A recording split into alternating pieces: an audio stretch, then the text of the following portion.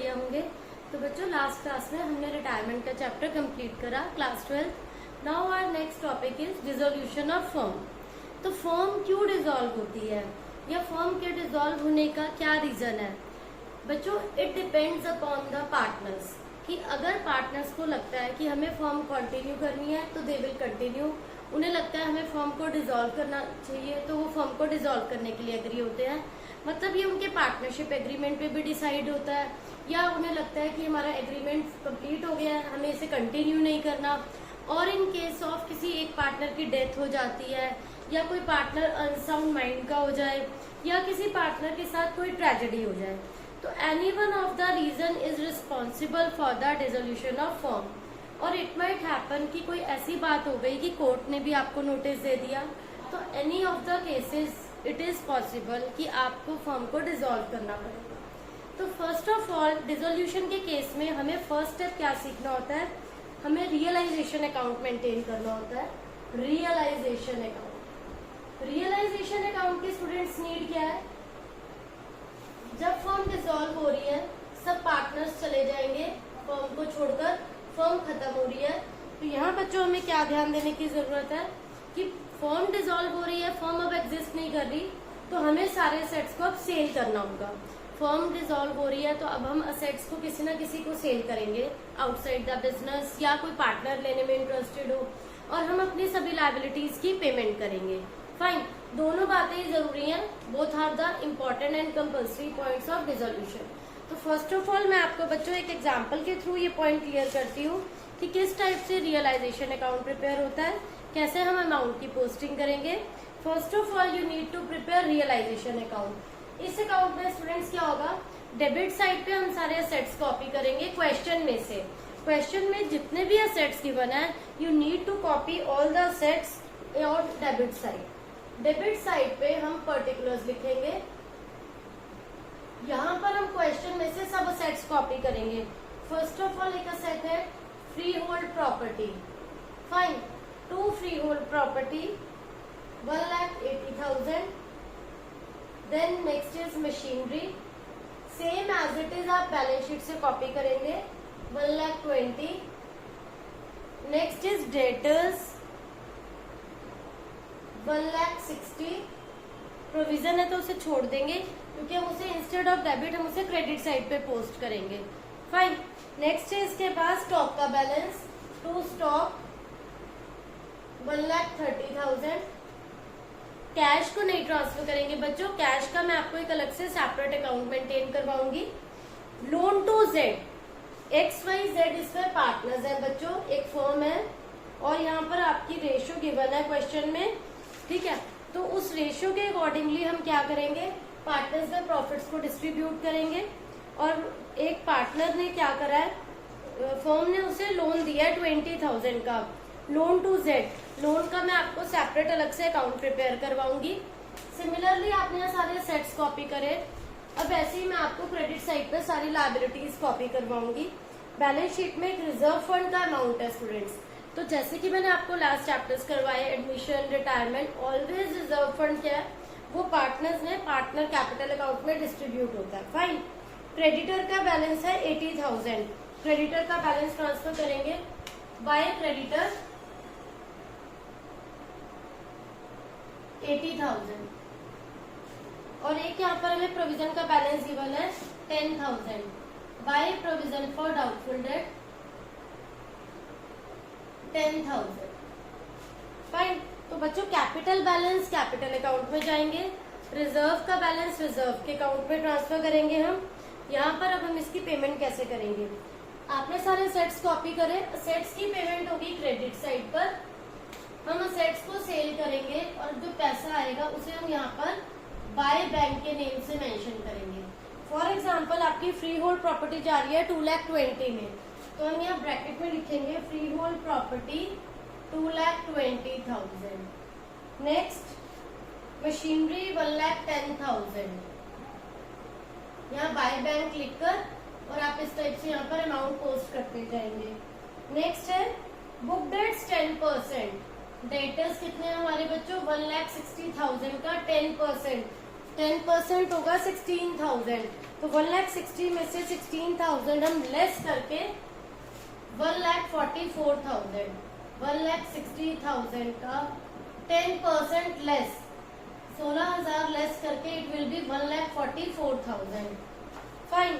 तो नेक्स्ट है इसके बाद बच्चों स्टॉक की पेमेंट हो रही है 1,20,000, 1,20,000। नेक्स्ट गुडविल है आपकी 40,000। इस टाइप से असेट्स को बेच के जो भी कैश आएगा हम उसे बाय बैंक करके क्रेडिट साइड पर इस टाइप से लिखेंगे। फाइन। और लाइबिलिटीज में हमारे पास एक क्रेडिटर है 80,000, इसकी पेमेंट होगी डेबिट साइड पर। फाइन। क्रेडिटर को हम पे कर रहे हैं 2.5% डिस्काउंट। क्रेडिटर कितने हैं बच्चों आपके यहाँ पर 80,000, 80,000 का 2.5%,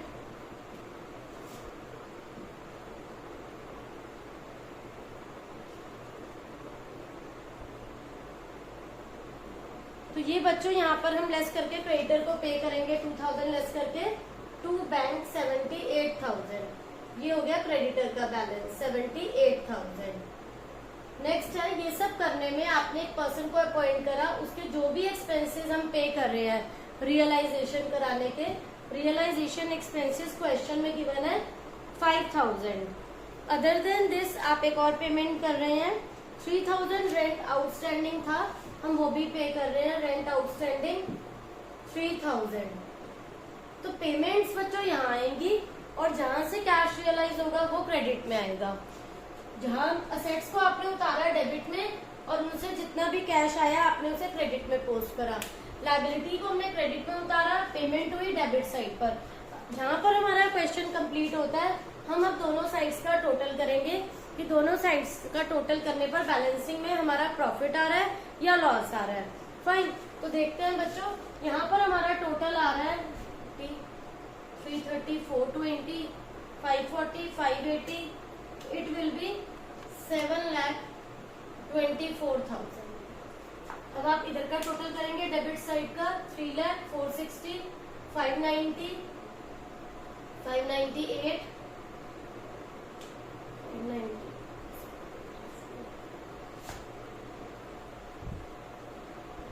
यहाँ पर आ रहा है बच्चों हमारा profit to capital account. Profit ये हम ट्रांसफर करेंगे पार्टनर्स में XYZ। ये आ रहा है बच्चों 48,000 का प्रॉफिट, मतलब इतना डिफरेंस आ रहा है आपके दोनों साइड पर 48,000 का, जो कि हम पार्टनर्स में डिस्ट्रीब्यूट करेंगे। रेशियो गिवन है, रेशियो के अकॉर्डिंग हम डिस्ट्रीब्यूट करेंगे इस प्रॉफिट को। तो ये पार्टनर्स को मिलेगा 24,000, 18,000 एंड 6,000। आफ्टर दिस बच्चों क्वेश्चन में एक पॉइंट गिवन था लोन अकाउंट का। लोन जो दिया है फर्म ने पार्टनर को 20,000 का दिया है लोन टू Z, तो उसका हम क्या करेंगे, उस लोन की भी हम पेमेंट यहाँ पर शो करेंगे बैंक अकाउंट में। और इसके अलावा एक और पॉइंट क्वेश्चन में क्या है,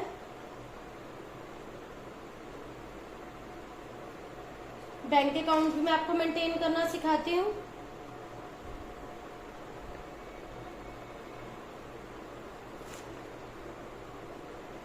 एक लोन बाय X का पॉइंट गिवन है क्वेश्चन में 30,000। फर्म ने पार्टनर से लोन लिया है। अगर फर्म किसी भी पार्टनर से लोन लेती है तो हम उसका अकाउंट बनाएंगे यहाँ पर X लोन अकाउंट इस टाइप से बच्चों। यहाँ पे पर्टिकुलर्स अमाउंट, फर्म ने लोन लिया है X से, तो वो फर्म का लोन है बाय बैलेंस BD 30,000। फर्म ने एक पार्टनर से लोन लिया है, तो ये फर्म की ड्यूटी है कि फर्म डिसॉल्व हो रही है तो फर्म उसकी पेमेंट करेगी। फाइन। अगर फर्म ने किसी पार्टनर से भी लोन लिया है तो हम उसका लोन अकाउंट बनाएंगे, अमाउंट ट्रांसफर करेंगे, सेम अमाउंट की हम पेमेंट करेंगे, क्योंकि ये फर्म की ड्यूटी है जितना फर्म ने लोन लिया है पार्टनर से उसको रीपे करना पड़ेगा। फाइन। तो यहाँ बच्चों मैंने अभी आपको दो अकाउंट्स क्लियर कर दिए। ये दोनों अकाउंट्स, एक है रियलाइजेशन अकाउंट और दूसरा है ये लोन अकाउंट। इसके बाद मैं आपको करवाती हूँ पार्टनर्स कैपिटल और बैंक अकाउंट। ठीक है, तो ये 3 स्टेप्स में हमारा क्वेश्चन कंप्लीट होगा। नेक्स्ट है इसके बाद बच्चों पार्टनर्स कैपिटल अकाउंट। तो देखते हैं पार्टनर्स कैपिटल अकाउंट में एंट्रीज कैसे आएंगी। आपके 3 पार्टनर्स हैं एक्स, वाई एंड जेड। तीनों के अकाउंट में आप अमाउंट कैसे कैसे पोस्ट करेंगे। Particulars X, Y and Z. Fine. Debit side, credit side. Fine. तो फर्स्ट ऑफ ऑल आप यहाँ पर बैलेंस डालेंगे। बैलेंस शीट में बैलेंस गिवन है तीनों पार्टनर्स की कैपिटल का 2 लाख, 1,50,000 एंड 1,20,000। 2 लाख, 1,50,000, 1,20,000। नेक्स्ट मैंने आपको बच्चों बताया था रिजर्व फंड का बैलेंस गिवन था क्वेश्चन में। रिजर्व फंड का जो बैलेंस गिवन है उसको हम पार्टनर्स की रेशियो में डिस्ट्रीब्यूट करेंगे। तो ये डिस्ट्रीब्यूट करने के बाद हमारा अमाउंट आएगा। Reserve is always distributed in credit side as you all know. Reserve का बैलेंस आएगा 20,000, 15,000 एंड 5,000। नेक्स्ट अमाउंट इज हमारा अभी क्वेश्चन में रियलाइजेशन का बच्चों प्रॉफिट आया था। रियलाइजेशन का प्रॉफिट कितना कितना आया था पार्टनर्स का 24,000, 18,000, देन 6,000। और एक पॉइंट था बच्चों, देखिए अगर फर्म ने किसी पार्टनर से लोन लिया है उसका अलग से सेपरेट मैंने आपको लोन अकाउंट क्लियर करा। फाइन। अब अगर किसी पार्टनर ने फर्म को लोन दिया है, फर्म किसी पार्टनर को अगर लोन दे रही है तो उसके लिए पार्टनर उसे कहाँ से पे करेगा। वाई का लोन अमाउंट था जेड का 20,000। अदर देन दिस अब आप सबका कैश अकाउंट निकालेंगे 24, 44, 2,44,000। सिमिलर यहाँ पर ये कैश अकाउंट में बच्चों यहाँ बैलेंस नहीं आएंगे। वाई सो क्योंकि इस क्वेश्चन को हम यहाँ पे कंप्लीट कर रहे हैं।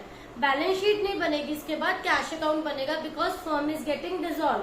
फर्म खत्म हो रही है तो हम हर पार्टनर का अमाउंट पे कर देंगे। फर्म अब खत्म हो रही है, सब अकाउंट्स की पेमेंट होगी। कंटिन्यू नहीं कर रहे इससे बैलेंस शीट नहीं बनेगी। Next is 1,83,000। सेम आप वाई को पे करेंगे 1,31,000। 20 लेस करके 1,1,1,000। तो होप सो बच्चों आपको पार्टनर्स कैपिटल अकाउंट क्लियर हो गया होगा। Last is the cash account और you can say bank account. आप कुछ भी नेम दे सकते हैं। Instead of preparing balance sheet हम कैश और बैंक अकाउंट करेंगे। इसमें अमाउंट कैसे आएंगे बच्चों। कैश अकाउंट में देखिए फर्स्ट ऑफ ऑल जो कैश का डेबिट बैलेंस क्वेश्चन में गिवन है टू बैलेंस बीडी। कितना अमाउंट क्वेश्चन में गिवन है वो हम डेबिट साइड पे पोस्ट करेंगे क्योंकि वो असेट है कैश आपका। कैश का बैलेंस गिवन है आपको क्वेश्चन में 20,000।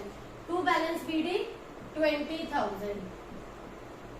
अब आपने यहाँ पर जो असेट्स की पेमेंट करी थी बच्चों रियलाइजेशन अकाउंट में, यहाँ पर जितना भी असेट्स का आपका अमाउंट आया था वो आया था 6,34,000।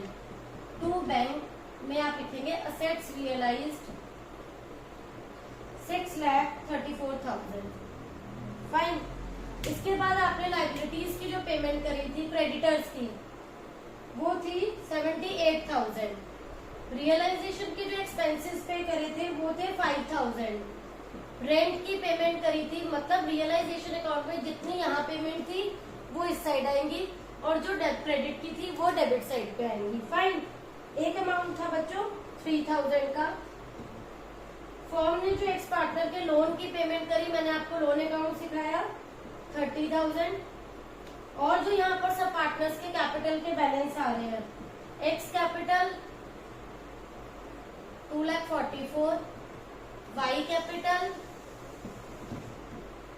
1,83,000,